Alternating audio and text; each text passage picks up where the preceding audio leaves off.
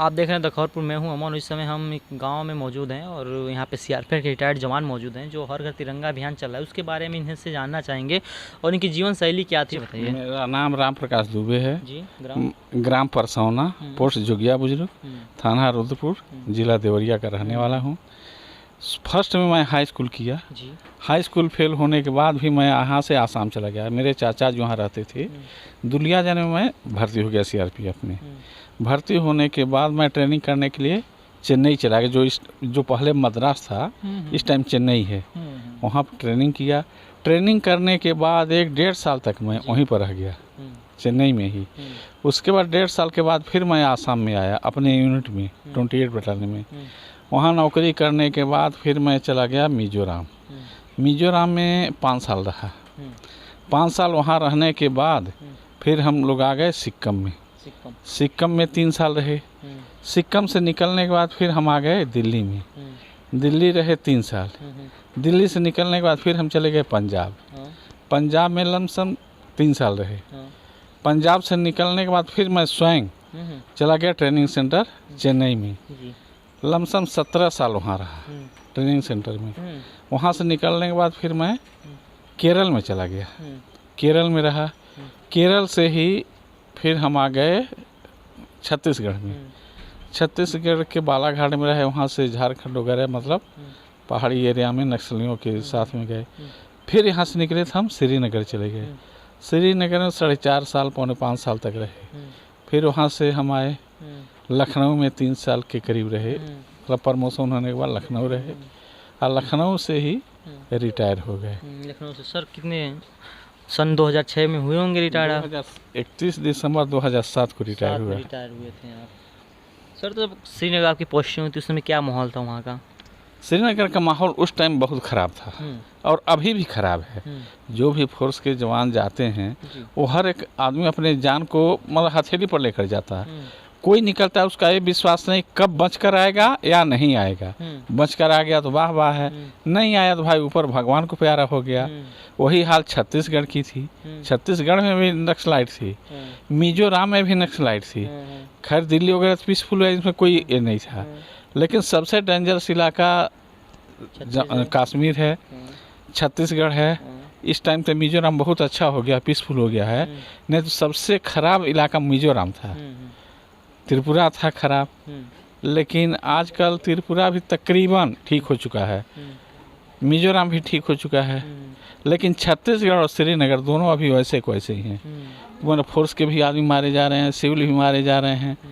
इस तरह से कारण क्या हो सकता है? कारण हर एक आदमी देखिए, छत्तीसगढ़ में तो अशिक्षा है, मतलब शिक्षित नहीं है और बेरोजगारी है।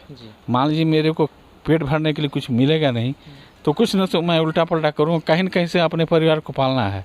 तो वहाँ सबसे बड़ी भूखमरी और बेरोजगारी समस्या है। और कश्मीर में जो है उनको अपना अलग चाहिए, वो दूसरे के भड़काने। जैसे गांव घर में हम लोग किसी को भड़काते हैं, अरे वो तो ऐसा है, इसके साथ क्यों जाते हो, वैसे कश्मीर की बात है कि वहाँ के अलग मुस्लिम कंट्री की, जैसे पाकिस्तान के हो चाहे अपने ही देश के लोग हैं, हिंदू हो चाहे मुस्लिम हो, मंदिर और मस्जिद में बैठ कर ही गलत करते हैं।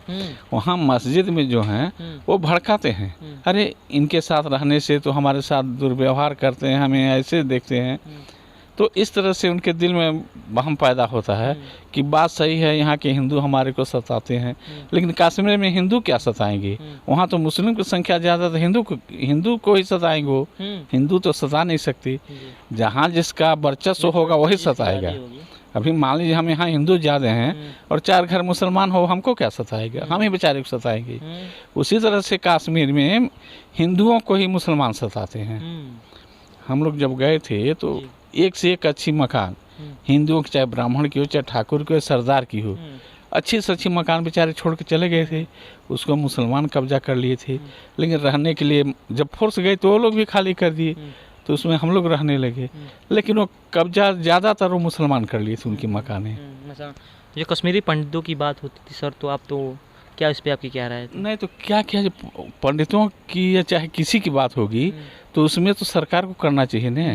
देखिए अभी हम नौकरी किए हैं, सरकार के अगेंस्ट बोल नहीं सकते, लेकिन ये सरकार का काम है, हमारा आपका काम नहीं है।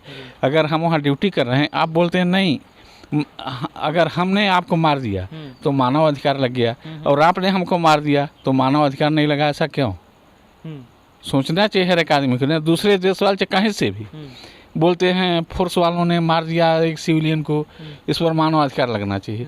लेकिन सिविलियन जैसे आतंकवादी चाहे कोई भी है, 50 पुलिस वाले को चाहे फोर्स वाले को मार दिए, उस पर मानव अधिकार नहीं क्यों? दो बात क्यों है? सबके साथ एक ही व्यवहार होना चाहिए ना। जो अब कारगिल का युद्ध लड़ा जा रहा था सर, आप उसमें कहाँ पोस्टिंग था, उस समय क्या माहौल था? कारगिल के समय में मैं चेन्नई में था, ट्रेनिंग सेंटर में। मैं वहाँ नहीं था। क्या माहौल था? माहौल तो बहुत ही खराब था। पाकिस्तान के लोग वहाँ चढ़े थे और अपने आदमी गए थे, तो कारगिल वाला, मान लीजिए हम लोग पीस में रहने वाले पहाड़ी पर जाकर रहना थोड़ा मुश्किल होता है, लेकिन फिर भी नौकरी करनी है, सरकार पैसा दे रही, उसी के लिए खर्चा कर रही, तो जाना ही पड़ेगा, करना ही पड़ेगा। तो कारगिल वाला जो थे माहौल बहुत ही ख़राब था। जो कुछ अपने देश की सेना ने, अपने जवानों ने किया, बहुत ही अच्छा किया। कैसे फिट रहते हैं रिटायरमेंट के बाद भी? फिट रहने का मतलब है कि आप डेली कुछ न कुछ करते रहिए, केवल बैठे मत रहिए। अगर एक मैं गाय रखा हूँ तो उसके लिए मेरे को चारा डालना जाना पड़ेगा, उसका गोबर साफ करने जाना पड़ेगा, चारा लाने के लिए जाना पड़ेगा, तब तो ठीक रहेंगे। अगर मैं केवल अपने चारपाई पर चेयर पर बैठा रहूँगा तो फिट नहीं रहूँगा। डेली कुछ न कुछ अपने तरफ से करना चाहिए। आदमी को कोई बोलता ना टहलना चाहिए, कोई टहलना जरूरी नहीं, कुछ न कुछ आप कीजिए, आपके शरीर से पसीना निकलेगा, आप सही रहेंगे। अगर आप यंग हैं तो आप दौड़ भाग कीजिए। आदमी बोलता है नहीं कि यार फोर्स में भर्ती होने के लिए फिजिकल फिट होना चाहिए, बिल्कुल सही है। फिजिकल फिट होने के लिए 3 किलोमीटर, 4 किलोमीटर, 5 किलोमीटर दौड़िए, अपने शरीर को ठीक रही। अब हमारे जैसे आज के ज़माने में पेट निकल जाएगा, वो आदमी करेगा क्या? फिजिकल फिट होने का मतलब है जितनी आपकी हाइट है उसके अनुसार आपका वेट होना चाहिए। जैसे आपका 68 kg वजन है तो आपको हाइट है तो 68 या 69 आपका वजन होना चाहिए। अगर 70-75 हो गया तो फालतू हो गया, ओवर हो गया, तो ऐसा नहीं होना चाहिए।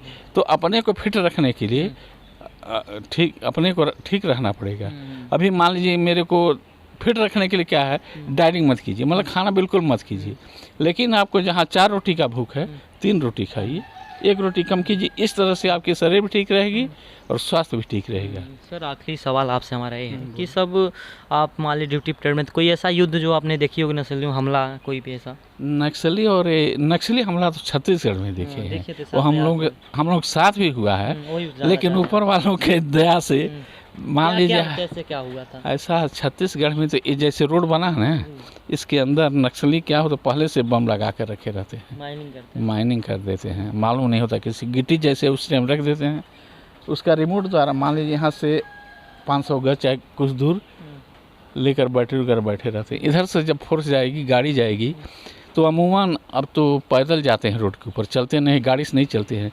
लेकिन जिस टाइम गाड़ी से गए उस टाइम खतरे से खाली नहीं है, कारण कि जब जाएंगे तो वहाँ रिमोट से दबा देंगे और गाड़ी उड़ जाएगी, तो जितने आदमी है गाड़ी में वो सब उड़ जाएंगे। आदमी गाड़ी में है वो कोई नहीं बचेगा, क्योंकि गाड़ी के साथ कोई भी गाड़ी लेकर जाएं, बुलेट प्रूफ गाड़ी हो या माइंस प्रूफ गाड़ी, कोई भी गाड़ी चलती रहेगी तो उसका कोई नुकसान नहीं होगा। अगर बदकिस्मती से गाड़ी खड़ी हो गई और बम फट गया तो गाड़ी भी उड़ जाएगी, आदमी भी उड़ जाएंगे उसके अंदर की। तो सबसे डेंजरस इलाका छत्तीसगढ़, श्रीनगर से इलाका खराब छत्तीसगढ़ का है। चलिए सर, हमारे चैनल से बात करने आपका बहुत बहुत धन्यवाद।